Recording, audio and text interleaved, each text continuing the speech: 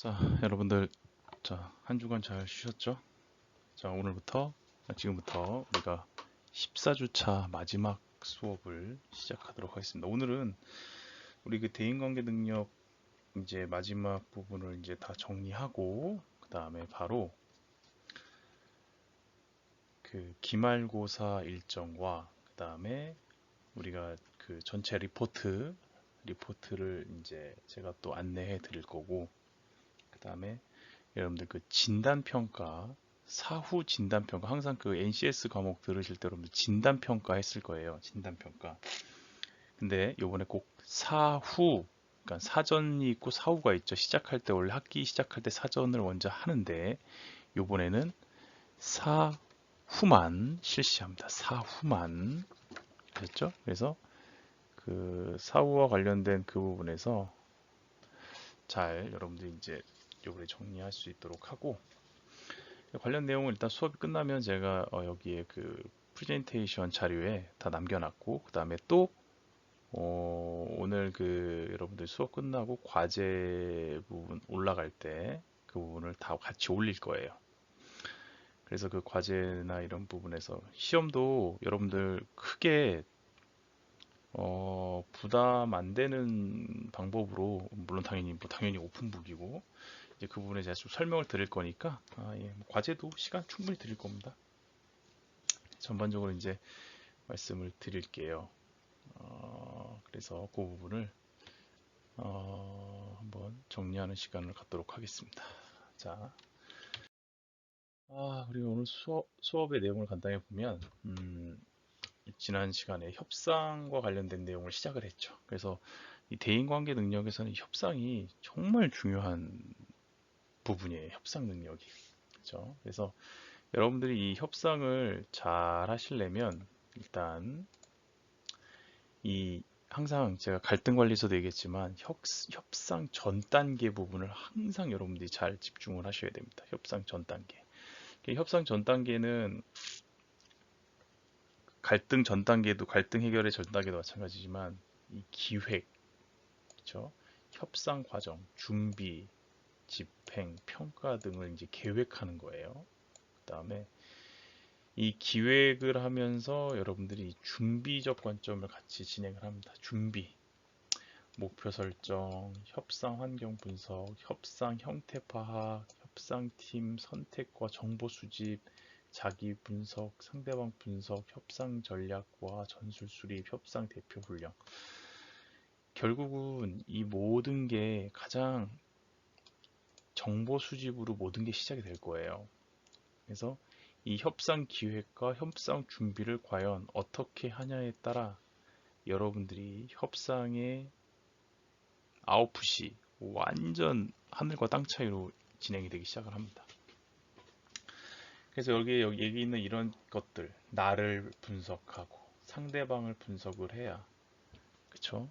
내가 무엇을 잃고, 내가 무엇을 얻고, 상대방은 무엇을 얻고, 무엇을 잃고, 그래서 그거에 따른 전략과 전술을 수립을 하고, 그다음에 대표 훈련도 하고, 어떤 형태로 갈 거냐, 윈윈으로 갈 거냐, 내가 이기고 너를 죽고, 너가 이기고 내가 지고, 뭐 여러 가지 회피들은 뭐든 선택을 하지만 결국은 이따 뒤에 나오지만 여러분들은 협상은 무조건 시작은 윈윈으로 해야 됩니다. 윈윈.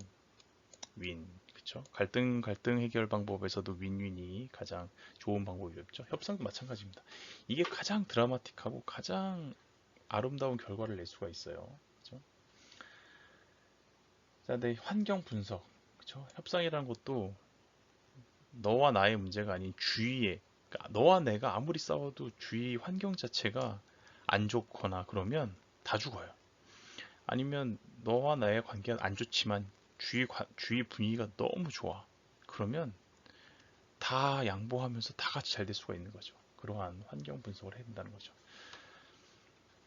그 다음에 협상 진행 단계, 전 단계에서 이제 진행 단계로 넘어가게 되면 이제 실질적인 진행이 이루어집니다. 진행이 이루어질 때는 상호 인사를 하고 정보 교환을 하고 설득을 하고 양보를 하고 협상 전략과 전술 구사를 해. 그러니까 결국 여기서 치고받고가 되는 거예요. 다. 그죠? 상대방도 나에 대한 정보를 다 가져왔고. 근데 여기서 정보 교환이라는 거는요. 이거를 100% 믿으면 안 돼요. 오, 실질적으로 내가 생각했던 거 많이 주네. 다 이유가 있습니다. 처음에 주고 나중에 더 이제 좋은 협상 결과를 가져가기 위해서 전략과 전술적인 부분을 이제 계속 실행하기 위해서 이제 그런 거죠. 그 다음에 이 여기서 이제 설득도 하고 나도 양보하고 여러 가지를 하다가 결국 협상 종결 단계에서는 합의와 그다음에 합의문 작성을 해서 이 협상이 된 부분을 이제 문서화하고 도장을 찍는 거죠. 그래서 협상한 다음에 비준 그 협상 내용을 실행하고 그다음에 그 실행한 거에 대해서 다시 꼭 평가와 피드백 이 부분을 꼭 진행해야 된다는 내용이죠. 근데 이제 항상 저도 협상을 많이 해보고 이제 협상 과정에 대해서 많이 그 어드바이스 해주고 하지만 협상 단계에서 가장 어려운 게 2단계가 제일 중요하고 어렵습니다. 여기서 시나리오가 세팅이 끝나면 여기서 실행을 하지만 2단계도 무시할 수가 없는 게 앞에 시나리오에 따라 진행을 해요. 여기서 나오는 이제 진행들을 하는데 이 진행에서도 상대방이 어떤 카드를 가지고 어떠한 그 스타일의 전략과 전술을 구사할 줄 모르기 때문에 이 부분에서도 그때그때 정말 1초, 2초마다 막 바뀔 수 있어요. 그래서 그런데 이 전 단계가 잘 돼 있지 않으면 진행 단계는 무조건 무너진다. 여러분들 잘 이 부분을 정리하시고 여러분들만의 협상법 그리고 상대방을 어떻게 잘 분석할 건지 이런 거를 진행하셔야. 그 다음에 이제 그 협상 과정을 좀 다시 좀 디테일하게 좀 보기 시작하면 협상을 시작할 때는요. 협상을 시작할 때 협상 과정 사전 조사 끝난 다음 협상 과정에서는요. 보면 시작을 해요. 그러면 일단 친근감이 있어야 돼. 막 서로 얼굴을 붉히고 뭔가 전투적, 대립적 이렇게 되면은 협상이 안 돼요. 그 다음에 간접적 방법으로 협상 의사를 전달한다. 간접적이라는 것 말 그대로 난 이렇게 원해 이렇게 시작을 하면 안 되는 거죠. 주의를 받더니 그러니까 내가 말하고 싶은 거를 주의 핑계를 대고 주위에서 하는 사례를 빗대어서 결국 내가 그건 아니다 그러면 내가 빠져나갈 구멍을 만들어야 되는 거죠. 내 말은 그게 아니고 그랬더래더라 라고 해서 협상을 다시 연속으로 이어갈 수 있는 그 다음 순위의 이제 전략이 있어야 된다는 거죠. 그래서 직접적으로 한다는 거는 난 이렇게 생각하면 난 이렇게 하고 싶다. 그럼 상대방이 싫어. 그럼 협상은 거기서 끝나는 거예요. 그죠? 그 다음에 상대방의 협상 의지를 확인해요. 당연하죠. 그 다음에 협상 진행을 위해 체제를 짠다. 그렇죠? 그러니까 그 시스템을 만든다는 거죠. 자, 상호 이해. 이제 첫 번째로는 갈등 문제 진행 상황과 현재 상황을 점검한다. 당연한 얘기죠. 갈등이 어떤 문제가 진행이 되고 있고 지금은 어떤 상황인데 그걸 어떻게 줄일 건지 어떻게 협상할 건지 이런 것들. 그 다음에 두 번째가 제일 중요한데 꼭 갈등이든 협상이든 일단은 적극적으로 경청을 해야 상대방이 어떤 관점으로 그게 각색이 됐던 아니면 그게 포커페이스던 그거는 추후에 여러분들이 분석을 하는 거지만 그거를 전체를 범주를 아우를 수 있는 게 일단 여러분들이 적극적으로 경청을 하면 그 다음에 듣고 나서 여러분들의 주장을 분위기에 따라 상대방이 약하면 좀 강하게 상대방이 강하면 뭔가 같이 이제 잘 조절해 가면서 그렇게 하시면 돼요. 그 다음에 세 번째 협상을 위한 협상 대안 안건을 설정한다. 이게 이제 시나리오인데 지금 여기서부터 이제 여러분들이 뭘 포기하고 뭘 가져가고 기브 앤 테이크로 가든지 아니 윈윈으로 가든지 뭔가를 협상에 대한 여러분들한테 유리한 안을 당연히 제시하겠죠. 그걸 제시를 한다. 그 다음에 실질적인 상호 이해를 다음 실질적 이해적 부분을 가면 아까 제가 얘기했지만 겉으로 주장한 것과 실제로 원하는 것은 구분하여 실제로 원하는 것을 찾아내야 된다는 거죠. 다시 말해 여러분이 협상 테이블에 들고 오는 상대방의 그 외형은 껍데기예요. 그거에 현혹돼서 좋습니다 하면 여러분들 실질적으로 여러분들한테 나중에 당장 알 수도 있지만 나중에 시간이 갔을 때 여러분들 협상을 후회해요. 뭐 한미 무슨 뭐 무역 협상, 무역 협정, 무슨 협정이 있죠? 이 부분에서 겉으로 지금 우리가 뭐 해줄게 해서 좋은 결과를 맺었다라고 생각하지만 결국 몇 년, 몇십 년 그 시간이 지난 다음에는 실제로 여러분들이 실리적으로 손해보는 게 있을 수도 있고 덕보는 것도 있을 수 있어요. 그래서 엄청난 계산법과 그 넓은 시야를 가지고 이것을 분석해야 돼요. 아셨죠? 그 다음 두 번째, 분할과 통합 기법을 사용하여 이해관계를 분석한다. 당연하죠. 이게 이제 제가 말씀드린 분할과 통합 기법 여러 가지 이 스타일로 여러분 그 상대방이 제시하고 여러분들이 제시한 이제 그런 내용들을 분석하고 이해하고 추론하고 왜 이거를 해야 되는지 난 이것을 해주고 무엇을 얻고 무엇을 손해 보는지를 분석을 잘해야 된다는 거죠. 자, 다음에 네 번째 해결 대안 파트에서는 협상 안건마다 대안을 평가한다. 그죠? 개발한 대안들을 평가한다. 최선 대안 합의를 선택하고 대안 이행을 위해 실행을 수립한다.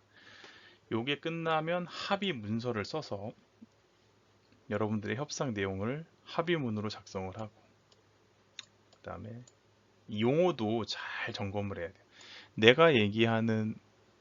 내가 쓰는 단어의 의미와 상대방이 쓰는 단어의 의미가 같아야 되는 거예요. 만약에 이게 다르면 나중에 큰 갭이 생겨요. 또 그래서 이 단어의 용어의 정의 이런 거를 꼭 밑에 넣어놔야 돼요.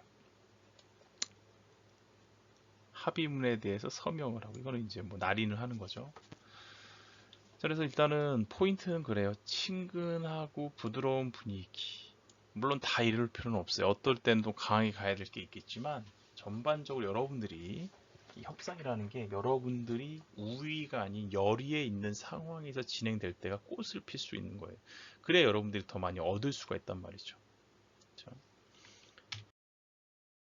자, 협상에서 나타나는 7가지 실수. 협상을 할 때 실수들을 우리가 하나씩 보게 되면 준비되기도 전에 협상을 시작한다. 이게 뭐예요? 그죠? 바로 정보가 사전 준비가 안 돼 있다는 거예요. 정보가 없다는 거예요. 하면 안 돼요. 잘못된 사람과의 협상, 그러니까 다시 말하면 협상 대상자, 다시 말하면 의사결정권자, 협상을 안 해야, 그러니까 진짜 해야 되는 뭐예요. 사장과 해야 되는데 그 밑에 직원과 했다. 그럼 또 해야 돼. 근데 정보는 유출됐어. 그럼 처음에 시작할 때 내가 당신하고 협상을 해야 되는 협상권자가 맞냐? 그걸 문서화한다.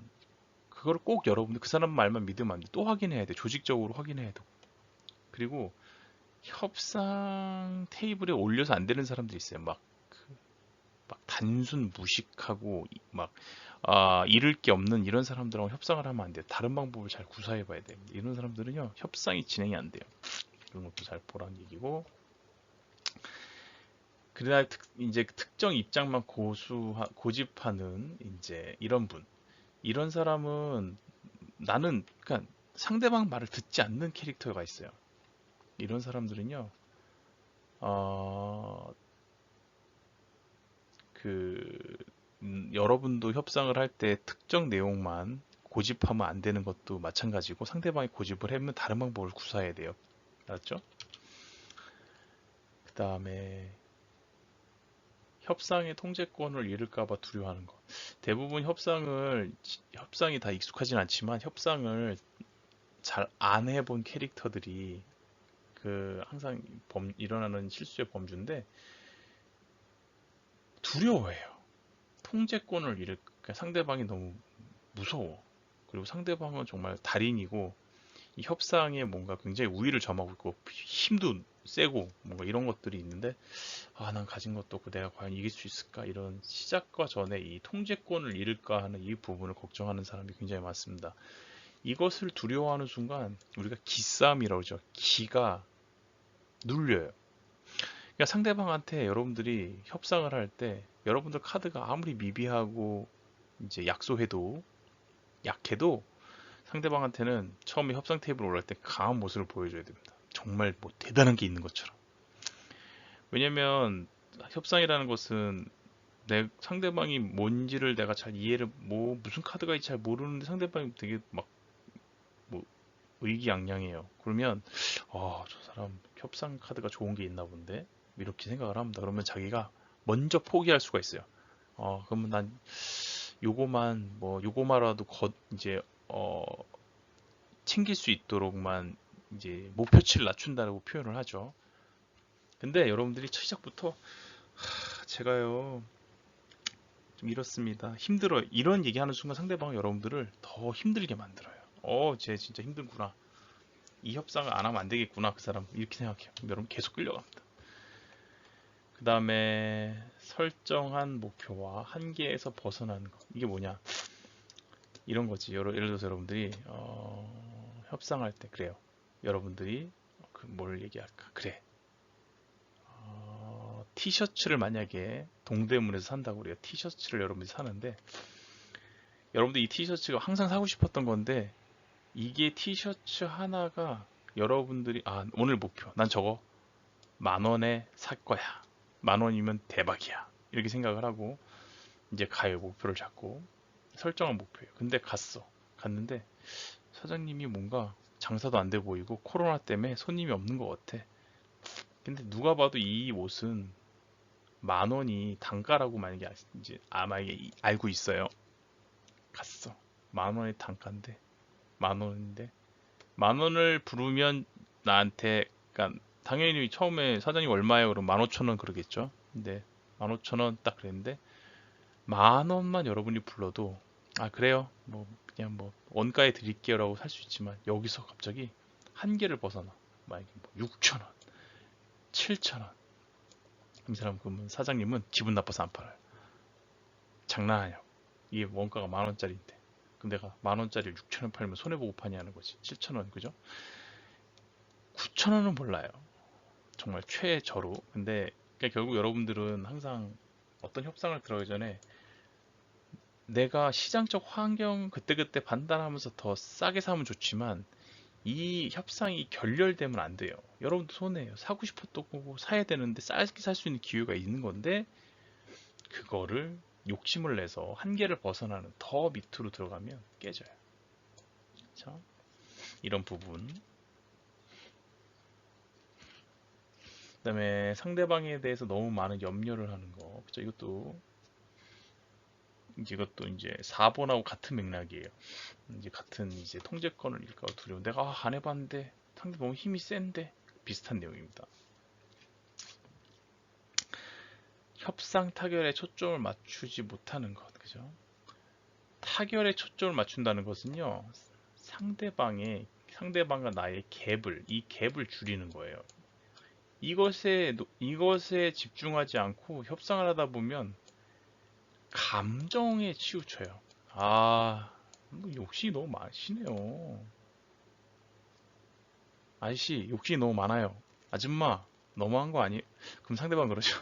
지금 협상이 중요한데, 아저씨? 아줌마? 이렇게 이제 이제 이 협상 타결 이외의 거에 초점이 넘어가기 시작해요. 감정적으로 갈 때 항상 그런데, 이런 거 조심하셔야 돼요. 이런 거 감정으로 가면 안 돼요. 그렇죠? 상대방이 이런 걸 또 일부러 유도합니다. 자기가 불리할 때 상대방을 열받게 해요. 그래서 이런 부분도 항상 조심하셔야 돼요. 그래서 이런 걸 다 해야 되고. 협상 전략 아까 말씀드렸죠. 여러분들은 항상 강압적 그 다음에 회피, 유화 뭐 여러 가지가 있는데 결국은요 이 윈윈 전략으로 항상 여러분들이 꼭 잘 가셔야 돼요. 물론 강압적으로 누구를 내가 탑다운 눌러버려요. 이렇게 해서 협상을 진행하는 것도 있고 그 다음에 회피 전략 나도 주고 너도 주고 이건 참 비효율적인 거죠. 근데 이런 것도 같이 회피하는 것도 정말 답이 없고 너무 민감한 상황에서는 시간 끌기 위용으로 계속 이렇게 시간을 끄는 방법도 있죠. 나는 지고 너는 이기는 로즈 윈. 이건 뭐냐? 이화 전략이라고 하는데 결국은 이런 것들이 다 이 윈윈 전략으로 가게 되면 다 같이 다 성장할 수 있는 아주 건설적인 협상 전략 부분으로 가게 되는 부분이 있다라는 거죠.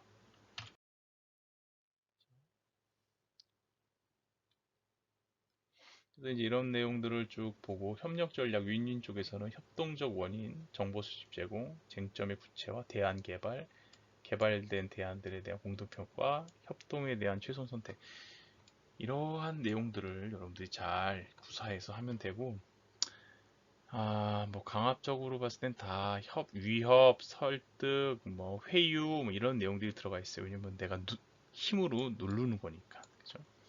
회피는 뭐 무시, 그러든지 말든지 무반응, 반응도 안 해. 그리고 타인한테 패스 시켜요. 난 몰라, 니들끼리 알아서 해. 그다음에 협상 테이블에서 그냥 빠져버려. 시간 참석 안 해, 니들끼리 알아서 해. 내가 없으니까 이것도 안 돼. 이렇게 죽도 밥도 안 되는 이런 것들. 뭐 양보할 수도 있고 순응할 수도 있고 수용하고 굴복하고 처리할 수도 있고 이런 것들. 상대방을 설득하는 법을 뭐 이제 다른 관점으로 보면 하여튼 여러분들 see, feel, change인데 항상 보고 시각적으로 보여줘야 돼. 그 다음에 느끼게 해줘야 돼요. 그 다음에 이렇게 변할 거라고 제시를 해야 됩니다. 그러면 설득이 돼요. 1번 see, feel이 없는 상태에서 그냥 바꾸려고 그러는 건 자기 욕심이고 그렇게 쉽게 될 수가 없어요.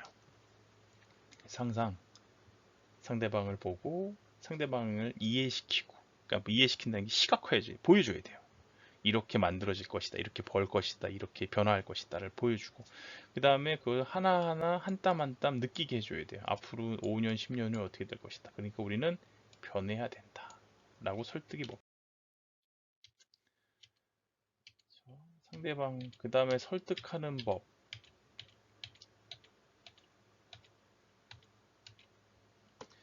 상대방을 이해 전략이라고 뭐냐면 그거지. 저 지피지기면 백전백승 그죠?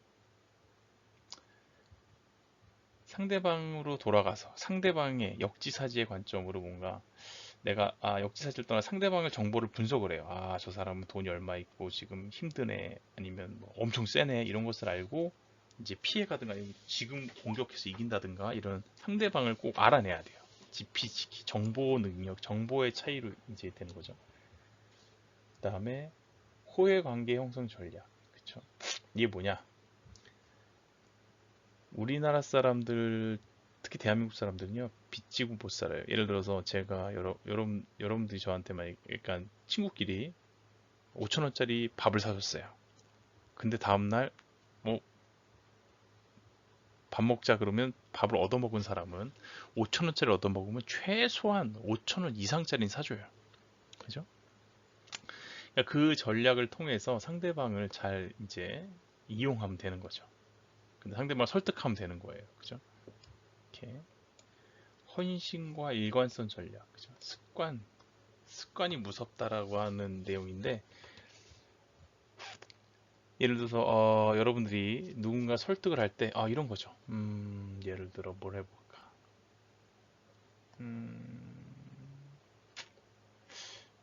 뭐 누군가 운동을 같이 여러분들 그 친구 누군가를 한 명은 운동을 안 하고 한 명은 운동을 좋아해요. 근데 운동을 하자 그러면 한다고 하는 게 아니에요. 그건 잘 변화가 돼야 돼요. 그러면 아주 처음부터 강도 있는 운동이 아닌 부드럽고 쉽게 할 수 있는 그 운동 같은 거나 산책을 시작으로 긴 시간 동안 쭉 일관성 있게 하다 보면 여러분들이 원하는 단계의 운동까지 같이 할 수 있게 돼요. 그래서 습관이 무섭다는 게 긴 시간 동안 그 부분에서 같이 하다 보면 여러분들이 이루고자 하는 목표를 이룰 수 있다. 그 다음에 사회적 입증 전략. 입소문이 무섭다라고 하는 부분인데 여러분들이 또 상대방과 협상하고 설득할 때, 그,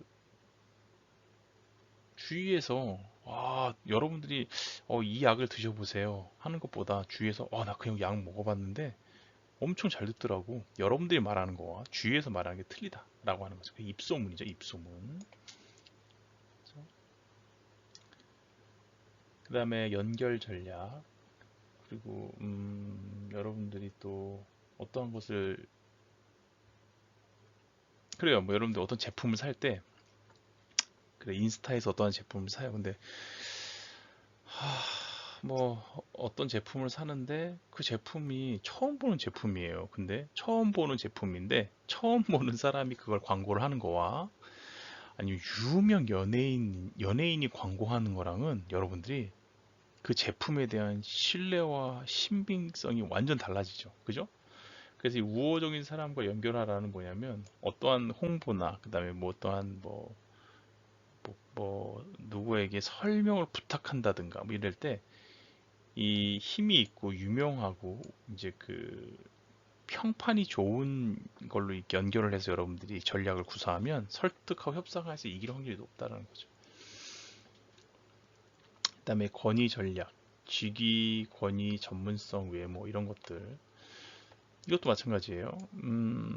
예를 들어 제가 여러분들한테 내가 이러한 비타민을 드세요라고 말하는 거랑 비타민계의 엄청난 그 권위자, 의학 전문의가 여러분들한테 어떠한 전 이 비타민을 평생 먹고 제 주위 사람 2만 명이 이걸 먹습니다랑 완전 틀린 거죠. 여러분들이 받아들이는 그 이제 그 설득의 그 힘이 틀린 거죠.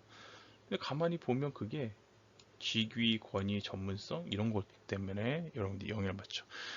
홈쇼핑에서도 보면 홈쇼핑의 내용도 여러분들 가만히 보면 그런 것들이 있어요. 대부분들 다 무슨 전문가들이 나와서 그걸 팔고 연예인들이 나와서 호개하고 그래서 홈쇼핑이 잘 되는 이유가 그런 거죠. 희소성 전략 이것도 홈쇼핑에 나오는 방법이죠. 맞죠? 갑자기 잘 설명하다가 어머 폭주해요. 이제 조금 있으면 다 완판됩니다. 그죠? 그 사이즈가 뭐 없어져요. 이런 것들. 로미오와 줄리엣 반항식 극복 전략. 그죠? 반항심을 일으켜서 설득하는 이제 그런 방법도 있고 그렇죠. 자, 하여튼 이렇게 1교시 여기까지 하고 그다음에 2교시 때 제가 이 대인관계 능력 관련돼서 기말고사와 레포트 안내를 제가 알려드릴게요. 자, 하여튼 쉬고 이제 수고하셨습니다.